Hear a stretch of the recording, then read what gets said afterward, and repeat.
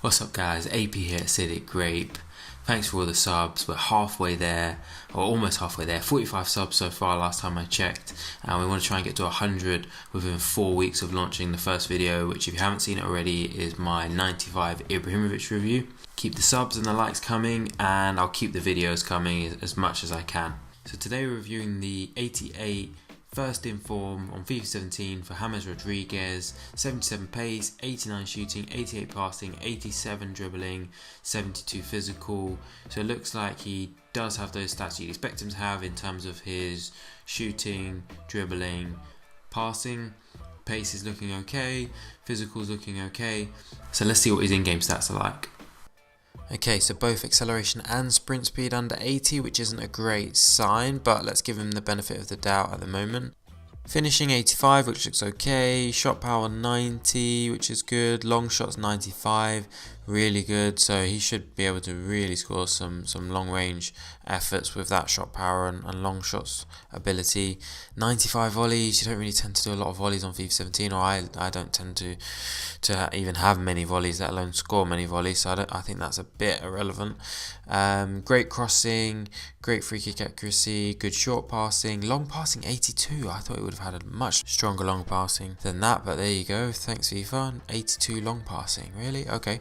90 curve. For those of you that have seen some of my previous videos, you'll know that I love a finesse shot from the edge of the box. Hopefully that means he can score a few of those.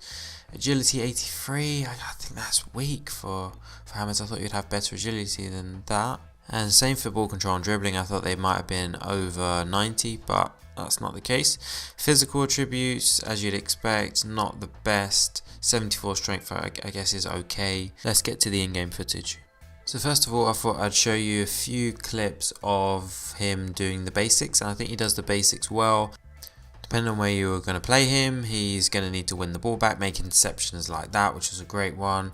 Nice little easy ball. You can see him making the run here forward and gets himself in a great position. Unfortunately, he just doesn't have the pace there to beat the centre-back. Not many attacking midfielders on the game will have enough pace to beat Koscielny, so that's just one of those things. He gets himself into a great position here after a ball over the top from Mane. Just doesn't have the dribbling ability to dribble past the defender there. I think this clip is a great example of what he can and can't do. So a lovely bit of dribbling there, nice turn, but just gets moves off the ball by Matuidi. If you're playing in the weekend league and you're thinking about using James Rodriguez as your central midfield player or attacking midfield player, then you really need to be careful, because anytime anyone with any kind of strength gets near him, he will get moves off the ball. And because he's got low balance as well as low strength, that really doesn't help him. But in terms of what he can do, is a great example coming up here. So this game I was losing 1-0. It's in the 90th minute, almost the last kick of the game. Hazard gets the ball, plays it back out to James Rodriguez, and this pass is just absolutely fantastic. Little dink over the player's leg, plays it to Grimiro. Grimiro manages to get half a yard on the defender and smashes it across the goalie. And it's just a replay of it here. What a pass that is to get it over the defender's leg and into the bottom corner. And that's the kind of passes that in the final third will really change the game for you. So if you don't already have an attacking midfielder in your team that can pick those kind of passes out, then James is someone that can do that for you. A great pass to Grimiro there, which he should have scored, but unfortunately just couldn't quite squeeze it in. Nice turns again from James and a ball through. That time don't quite get on the end of it, but you can see his passing ability is really solid. So I was surprised actually by his in-game short passing is so low, because in-game it felt like he was an Iniesta, Xavi, Fabregas type passer of the ball. Here's a few of his shots that he had for me. So as you would expect, a lot of finesse shots. That one was so close.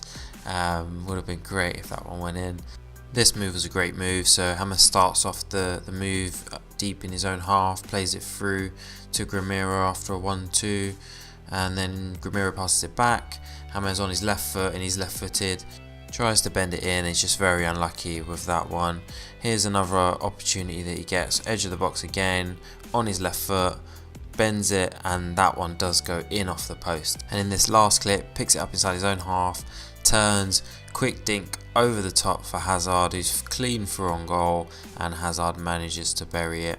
So I think all in all there weren't really too many surprises with James. I was impressed with his shooting, passing and dribbling, some of them more so than his in-game stats actually let on.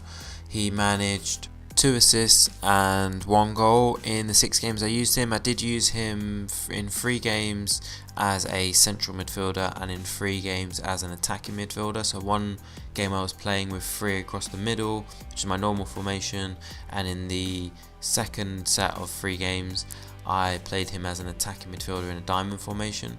I think he definitely played better as the attacking midfielder in the diamond formation, as you'd probably expect.